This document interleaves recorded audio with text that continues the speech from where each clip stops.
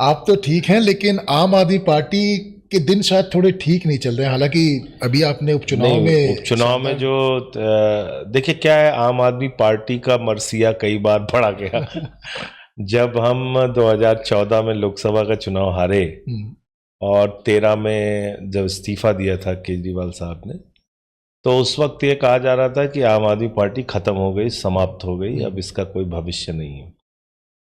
जब 15 में चुनाव लड़े तो उस समय दिल्ली में आम आदमी पार्टी का मजाक उड़ाया गया और कांग्रेस बीजेपी के लोगों ने कहा कि ये 4 आदमी पार्टी है,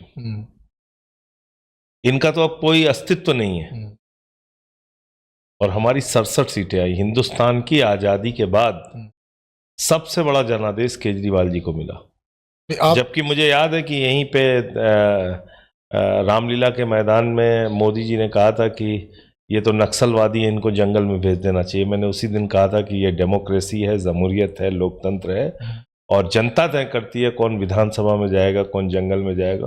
और 3 सीट देके जनता ने बीजेपी को जंगल में भेजा था और केजरीवाल जी को 67 सीट देके विधानसभा में भेजा था। विधानसभा की तो ये डेमोक्रेसी में जनता की ताकत होती है, जनता की ताकत होती है। और विधानसभा की आप उदाहरण दे रहे हैं, विधानसभा के बारे में हम बात करेंगे, लेकिन शुरुआत क्योंकि आपने लोकसभा चुनाव से करी तो पहला सवाल मैं यही पूछ लेता हूं कि लोकसभा चुनाव सिविल सर्विसेज की तरह हो गया है आम आदमी पार्टी के लिए।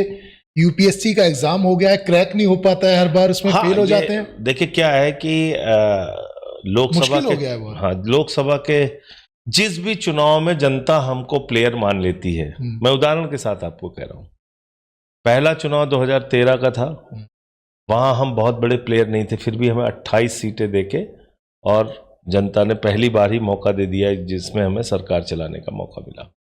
2015 में 67 सीटें दे दिया क्योंकि लोगों को लग गया कि आम आदमी पार्टी जीत सकती है। फिर 2020 में 62 सीटें दिल्ली में दिया।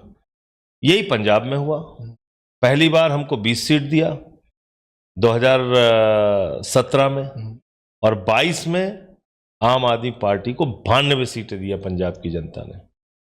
अब 5 सीटें आ चुकी हैं गुजरात में, अगला नंबर गुजरात का है।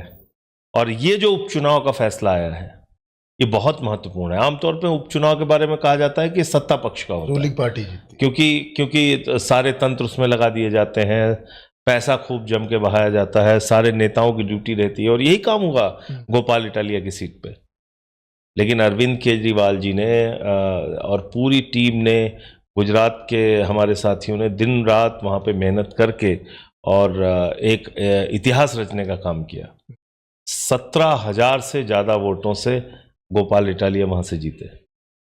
इसका मतलब कि जनता जब परिवर्तन के लिए तैयार हो जाती है फिर उसके बाद आप कितनी भी कोशिश कर लें कुछ नहीं होता, परिवर्तन तो होके रहता है।